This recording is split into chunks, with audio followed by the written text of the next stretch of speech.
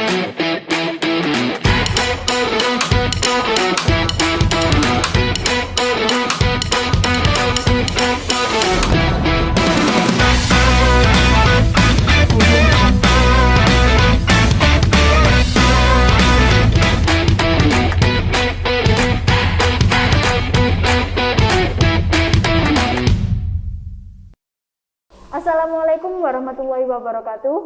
Alhamdulillahirabbil alamin. Assalatu wassalamu ala asrofil anbiya'i wal mursalin wa ala alihi washabihi ajmain, amma ba'du. Selamat pagi teman-teman kelas 8 dan 9 yang ada di rumah dan adik-adik kelas 7 yang baru saja bergabung dengan SMP Raden Fatah. Nah, untuk adik-adik kelas 7 pasti banyak yang belum mengenal kami kan? Nah, perkenalkan saya Anes dan teman saya Dina. Sebelumnya kami ucapkan selamat kepada adik-adik yang diterima di SMP Raden Fatah. Semoga kita bisa mendapatkan banyak ilmu, tak hanya ilmu pengetahuan tetapi juga ilmu keagamaan yang bisa kita gunakan untuk bekal kehidupan. Karena sekarang kita sedang berada di masa pandemi, maka kegiatan MPLS siswa baru SMP Raden Fatah tahun ajaran 2021-2022 kita laksanakan secara daring melalui media YouTube. Nah, kali ini sudah hadir di tengah-tengah kami Bu Suci selaku Waka Kurikulum yang akan menyampaikan materi kurikulum SMP Raden Fatah dan Bu Risa selaku Waka Kesiswaan yang akan menyampaikan materi tata tertib. Selamat pagi Bu Suci. Selamat pagi Mbak Anes. Ya, selamat pagi Bu Risa. Selamat pagi Mbak Anes. Nah, kita langsung saja ke pertanyaan pertama ya. Untuk Bu Suci, pertanyaan pertama. Persiapan apa saja yang dilakukan SMP Raden Fatah agar pembelajaran daring ini bisa berjalan dengan lancar gitu, Bu? Oke, makasih Mbak Dina. Pembelajaran di masa pandemi COVID-19 ini tentu berbeda dengan pembelajaran di masa-masa normal. Agar sebuah kegiatan itu bisa berjalan lancar, maka kita perlu mempersiapkan segala sesuatunya, termasuk dalam pembelajaran daring ini. Tahun ajaran baru sudah dimulai, tapi pemerintah memberikan kebijakan PPKM darurat. Bahkan Dinas Pendidikan Kota Batu juga belum mengizinkan adanya pembelajaran tatap muka.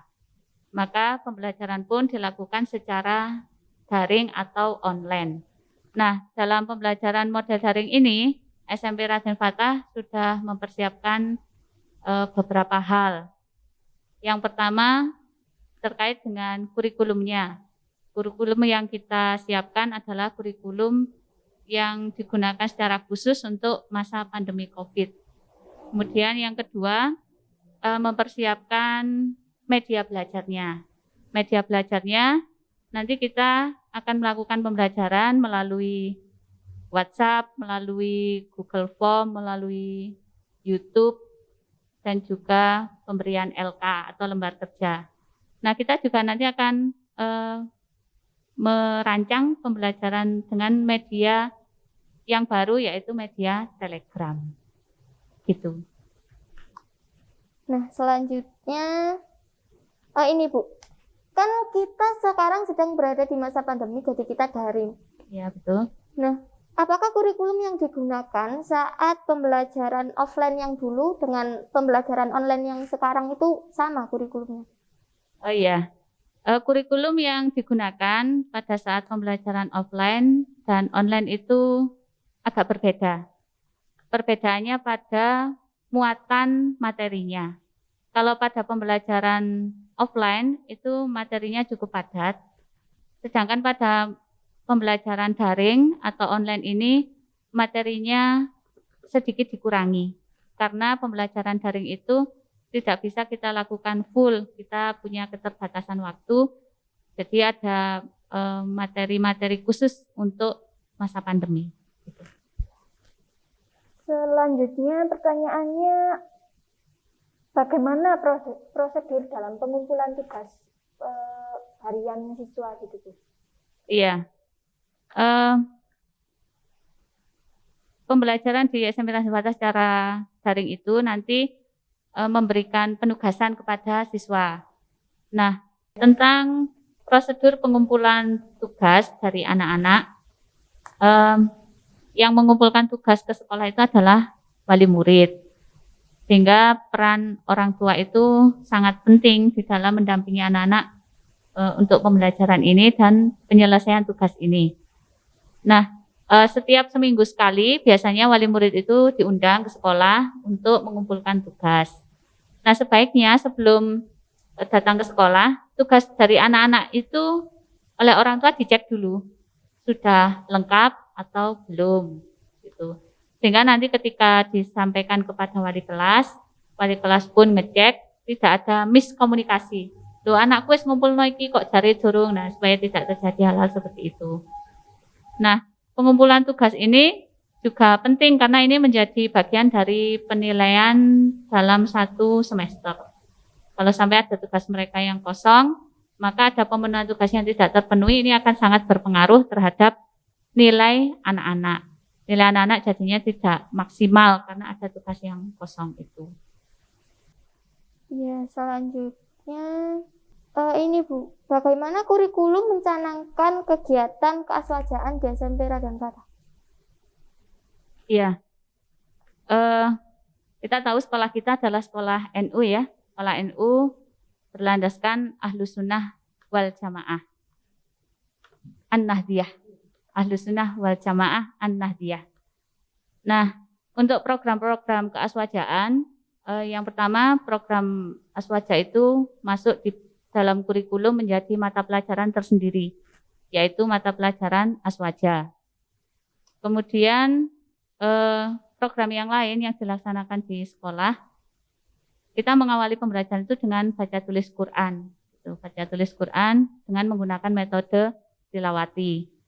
Kemudian kita juga akan melaksanakan program-program lain yang berkaitan dengan keaswajaan itu, yang juga include di dalam kurikulum maupun di dalam pembiasaan kegiatan siswa sehari-hari. Di antaranya istighosah, istighosah, kemudian membaca surat Yasin menjelang pembelajaran, kemudian ada tahlil,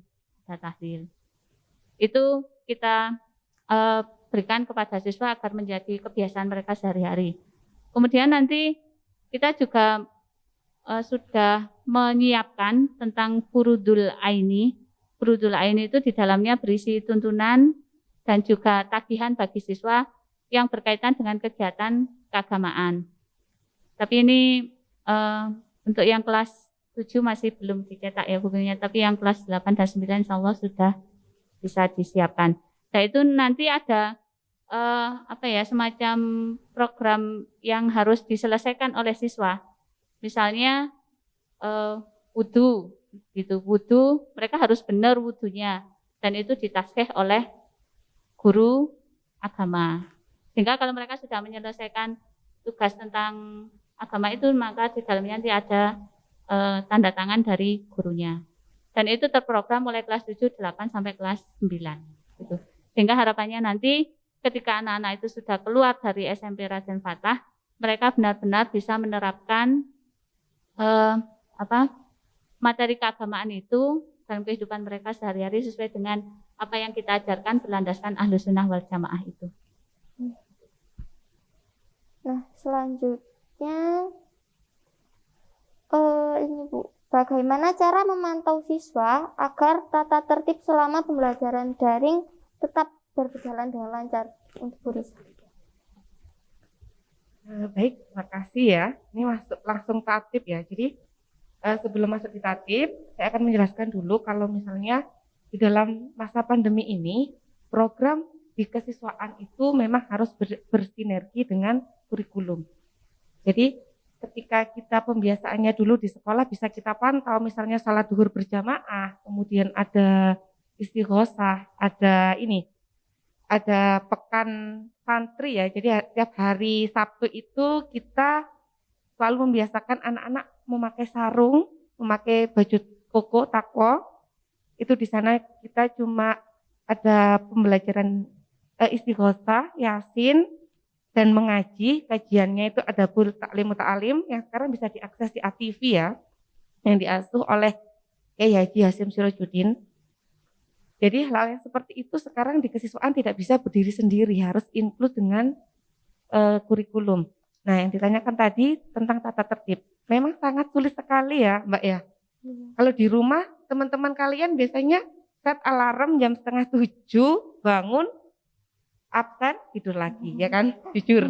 Iya, jadi nggak usah cuci muka, nggak usah gosok gigi, sekarang sekolahnya itu. Jadi kebutuhan kita yang dulunya adalah sepatu, tas, seragam, sekarang jadi nomor 2. Kebutuhannya adalah kuota. Ya, pakai data. Kalau nggak ada itu kalian udah di absen sudah alpa, ya kan? Nah, bagaimana Tatib memantau itu? Kita bekerja sama dengan wali kelas. Aktif nggak anaknya absensi? Tugasnya dikumpulkan lengkap nggak? Nah, itu kita tetap kerjasamanya dengan tim penilaian, dengan kurikulum. Nah, setiap siswa di kami, kalian punya ya ini ya, ini adalah catatan amal baik dan buruk ini. Ketika ini kosong, ini berarti dia amalnya baik. Kalau buku ini catatan pelanggaran siswa ini penuh, nah di sini itu isinya pelanggaran-pelanggaran siswa yang dulu poinnya diisi dengan pembelajaran tatap muka, yang sekarang kita tambahkan lagi, misalnya kalian tidak mengerjakan tugas, itu nanti ada poinnya tersendiri di sini diatur. Kemudian misalnya kalian terlambat absensi, itu juga nanti akan diatur di sini. Kita akan rubah lagi, kita tambah lagi untuk khusus yang edisi pandemi. Kemudian kita sudah siap tatap muka ya Bu Suci ya. Ternyata ada terhalang PPKM darurat ini, sehingga kita tidak bisa lagi tatap muka, mungkin akan ditunda. Semoga saja 2 pekan ini kita sudah bisa tatap muka. Di sini kita juga akan atur, misalnya kalian ke sini tidak mematuhi protokol kesehatan, nggak pakai masker. Nah, di sini ada poinnya. Dan di tata tertib ini ada normanya, anak-anak. Misalnya untuk skor mencapai 30, itu ada pembinaan di klinik agama selama 1 hari. Kemudian pelanggaran skor 50, pembinaannya 2 hari, skornya 75, pembinaannya 3 hari, sampai skornya 100 itu akan dikembalikan ke orang tua. Nah, seperti itu kita mengatur agar jalannya pembelajaran di sekolah ini berjalan dengan lancar. Nah, itu aja. Nah, untuk adik-adik yang ada di rumah dan teman-teman juga, jangan sampai ya kalian mengisi buku itu, jangan sampai loh ya. Nah, pertanyaan selanjutnya, sanksi apa yang diberikan ketika ada yang melanggar tata tertib Iya. Daring ya. Iya. Jadi di sini kita sudah atur skor poinnya. Jadi pelanggarannya itu tadi ada pembinaan. Biasanya kalau pembinaan itu mereka itu disendirikan. Kalau dulu ya waktu belum daring ya, itu ada pembinaan agama. Kalau yang sekarang daring ya, mungkin ada nanti membuat pernyataan, diundang orang tuanya di sini. Kita kerjasama dengan orang tua untuk pendampingan dan seterusnya. Karena anak-anak di sini full sama orang tua ya. Jadi guru ini di sini mengajarnya terbatas ruang, ya kan? Jadi saya di sini, anak-anak di sana nggak bisa tatap muka seperti biasanya. Jadi tetap kita kerjasamanya dengan wali kelas dan wali murid dengan orang tua.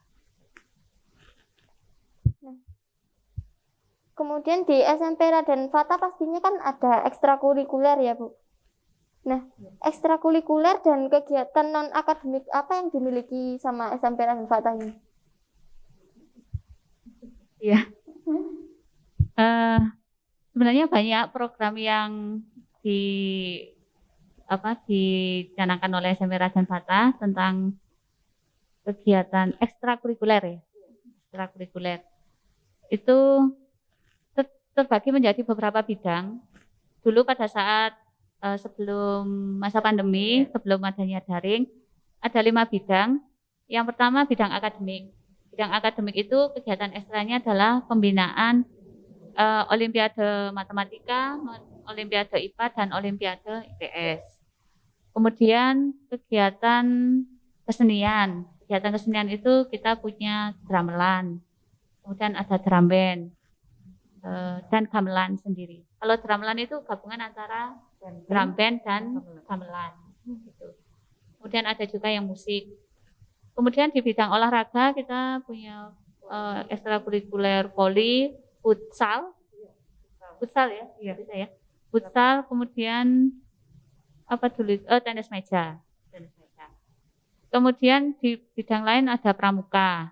Kemudian yang jurnalistik, karya ilmiah, storytelling itu juga ada. Tetapi di masa pandemi itu belum bisa dilaksanakan. Yang bisa dilaksanakan adalah kegiatan ekstra yang bisa diakses secara daring. Gitu. Apa Bu Risa itu? Ada itu. Kita punya komunitas literasi, Bu. Nah, betul. Ya ini anak-anak ini kayaknya ya, kawan ilirnya ya. Nah. Ya, betul. Nah itu kita punya komunitas literasi yang bernama Rumah Ilir. Gimana promosinya Rumah Ilir? Harus follow Instagramnya? Iya, buat adik-adik dan teman-teman di rumah juga. Jangan lupa follow Instagram @rumah_ilir ya. Kegiatannya itu tentang literasi, ada bedah buku yang dari buku, ada bedah film, kemudian ada diskusi, apapun yang lagi in sekarang, biar anak-anak nggak jenuh, belajarnya nggak di kelas saja. Sekarang juga akan ada namanya kebun ilir, kita akan menanam kebaikan bersama di kebun SMP Raden Fatah. Ya sudah cukup. Nah, jadi teman-teman, karena kita sekarang sedang berada di masa pandemi ya, jadi pembelajarannya dilakukan secara daring. Di SMP Raden Fatah kita menggunakan media itu tadi ya, ada WhatsApp, terus dan rencananya masih akan diadakan di Telegram pembelajarannya. Jadi seru banget tuh sekolah di SMP Raden Fatah ini, media belajarnya itu banyak sekali dan itu luas banget. Nah, gimana nih Mbak Dina? Ada tambahan? Sepertinya saya tidak ada. Mungkin Bu Suci atau Bu Risa ada sedikit pesan atau apa? Silakan Bu Suci. Saya dulu ya. Iya. Ya. Kepada anak-anak semua, untuk memperlancar kegiatan pembelajaran kita di masa pandemi, pembelajaran daring ini, kita perlu membuat kontrak belajar. Kontrak belajar ini sebagai komitmen bersama dalam upaya kita untuk belajar di SMP Raden Fatah. Yang pertama yang jelas, kalian harus menjunjung tinggi kejujuran dan kedisiplinan. Yang pertama. Kemudian yang kedua, semua peserta didik, anak-anak semuanya, baik itu kelas 7 yang baru bergabung maupun yang kelas 8 dan kelas 9, semua wajib mengikuti seluruh program pembelajaran di SMP Raden Fatah. Di antaranya yang pertama adalah kegiatan BTQ, baca tulis Quran, ngaji dengan menggunakan metode tilawati yang setiap pagi dilaksanakan mulai pukul 7. Yang kedua, wajib mengikuti kegiatan pembelajaran, semua mata pelajaran. Itu wajib. Kemudian, yang ketiga, wajib menyelesaikan seluruh tugas yang diberikan oleh guru mata pelajaran. Nah, yang keempat, wajib mengikuti ulangan harian, kemudian wajib mengikuti kegiatan PTS, dan juga wajib mengikuti kegiatan PAS atau PAT, mengikuti seluruh rangkaian program itu.